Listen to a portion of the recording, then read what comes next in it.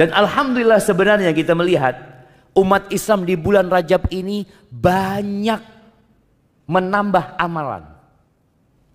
Cuma amalannya kadangkala tidak diajarkan sama Rasul sallallahu alaihi wasallam. Ini jadi masalah. Ada yang namanya sholat raghaib. Mungkin sebagian kita nggak tahu ya. Para ulama menyebutkan tentang sholat raghaib ini, dia itu sholat yang dilakukan pada hari Kamis pertama di bulan Rajab, malam Jumat. Udah lewat nih, malam Jumat kemarin. Ini hadisnya disebutkan dari Anas bin Malik dan hadis ini palsu. Dan yang palsu itu biasanya menarik jemaah. Karena pahalanya besar. Apalagi orang ini jarang sholat tuh mamanya. Dapat satu amalan yang pahalanya bisa menggantikan sholat yang dia tinggalkan. Pikirnya dia kayak gitu.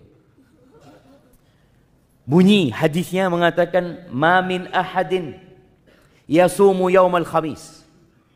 Tidak ada satupun orang yang puasa hari Kamis awal bulan Rajab. Kamis awal bulan Rajab. Thumma yusalli. Kemudian dia salat fi ma bainal isya wal atama. Dia salat di antara maghrib dan isya. Pada malam Jumatnya 12 rakaat dia salat. Dia baca di setiap rakaat dengan Al-Fatihah satu kali dan membaca inna anzalnahu fi lailatul qadr salasa marrat 3 kali. Bayangin ya. Dia baca Al-Fatihah satu kali dan baca Al-Qadr 3 kali. Ini mengingatkan dengan Ramadan sebenarnya. Sebagian kita itu hampir nggak pernah baca imam aja kita bicara imam. Kapan terakhir antum mendengar imam baca inna anzalnahu fi lailatul qadr? Jarang. Dipikir bacanya itu di bulan Ramadan doang. Ini surat khusus bulan Ramadan. Enggak sebenarnya. Tapi sebagian orang membaca hal itu hanya di bulan Ramadan. Padahal kita baca sepanjang tahun. Dibaca setelah surat maghrib. Memang anjurannya waktu surat maghrib itu baca suratnya dari wadduha sampai ke akhir Al-Quran Karim. Kemudian wa qul huwallahu ahad. Dan dia membaca qul huwallahu ahad itsnatai asyrata marrah. 12 kali. Jadi Al-Fatihah, kemudian baca Al-Qadr 3 kali, lalu baca Qul huwallahu ahad 12 kali, yafsil baina kulli rak'atain bitaslimah. Setiap 2 rakaat dia salam.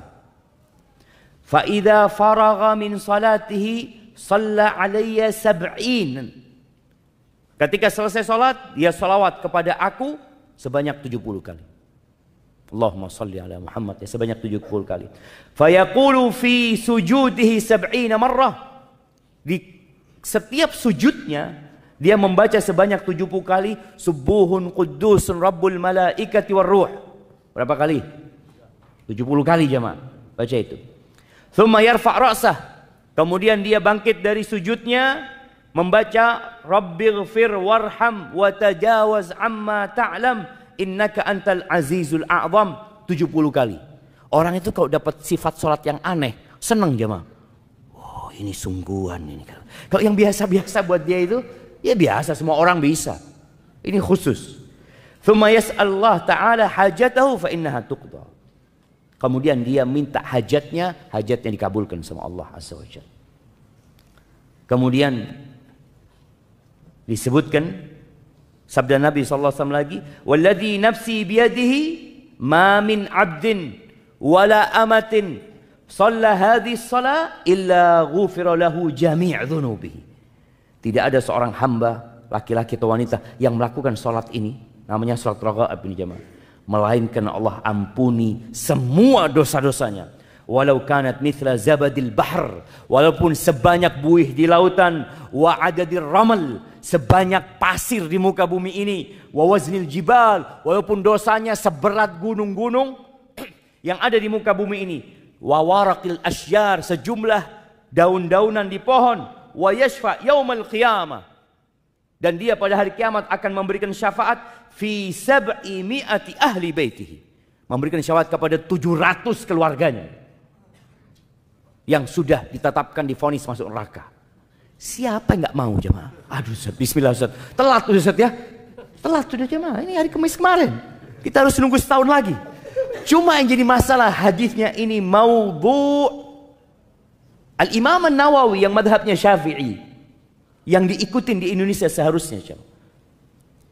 Beliau ditanya tentang salat raghaib ini. Apa kata beliau? Ditanya, sunnah ini salat, sunnah, fadilah atau bid'ah? Apa kata beliau rahimahullah? Hiya bid'at qabihah munkar.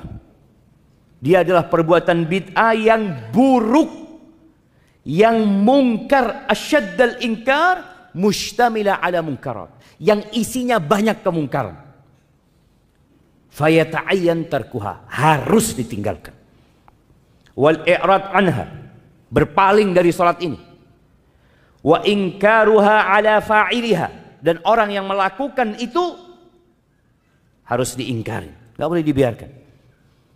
Wala yughtar bi kathratil fa'ilina laha, jangan tertipu dengan banyaknya orang yang mengamalkan hal itu.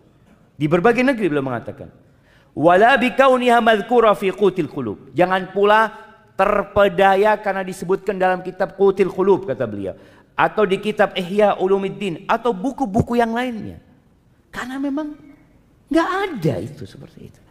Hadisnya palsu, panjang beliau menjelaskan hal itu. Mungkin sebagian orang tadi mempersiapkan diri untuk Ramadan dengan membersihkan diri dari dosa. Bayangin jemaah, kalau antum sholat itu aja 12 rakaat, mungkin sebagian mengatakan, panjang juga, capek. Ya enggak lah, mudah sekali. Dilakukan setahun sekali, tapi antum dapat pahala apa? Diampuni dosanya dengan sejumlah. Diampuni dosanya dengan sejumlah buih di lautan, sejumlah pasir yang ada di muka bumi, seberat gunung-gunung, sebanyak daun yang berjatuh. Dan antum akan bisa memberikan syafaat kepada 700 keluarga antum jemaah. Santai jemaah. Berhenti, tidak usah sholat. Kapan? Nanti Ustaz. Tahun depan anak sholat lagi. Astagfirullahaladzim. Itulah jemaah. Amalan-amalan yang tidak diajarkan Nabi SAW akan berdampak buruk kepada seseorang. Dia akan meremehkan dosa. Maka semoga kita tahu bulan Rajab ini memang bulan untuk bercocok tanam, tapi bercocok tanam yang sesuai dengan sunnah Nabi SAW. Karena syarat diterimanya amalan itu dua. Yang pertama, ikhlas. Yang kedua, sesuai dengan sunnah. Kita nih yang udah kenal sunnah, lebih sering menitik beratkan kepada sesuai dengan sunnah. Kita lupa dengan syarat yang pertama, yaitu ikhlas lillahi ta'ala. Wallah jemaah, kalau kita puasa sesuai sunnah, umroh sesuai sunnah, haji sesuai sunnah, sodakoh sesuai sunnah, baca Al-Quran sesuai sunnah, tapi kita tidak ikhlas lillahi ta'ala, nggak ada gunanya. Kita perlu sering-sering bermuhasabah tentang kenapa ana melakukan perbuatan ini. Kenapa? Hari ini kita datang kajian pagi-pagi, hari Senin, waktunya orang kerja. Antum ngantuk, sebagian anak lihat dia berusaha untuk melawan kantuknya. Ketika kita tidak ikhlas lillahi ta'ala, wallahi yang ada neraka bukan hanya tidak diterima jemaah, tapi Allah azab dengan neraka. Man amila amalan, kata Allah dalam sebuah hadis qudsi, asyraka fihi ma'i ghairi taraktuhu wa syirka. Barang siapa yang beramal sebuah amalan yang dia menyisipkan selain aku dalam amalan itu, dalam niatnya, aku tinggalkan dia dengan yang aku disekutukan olehnya.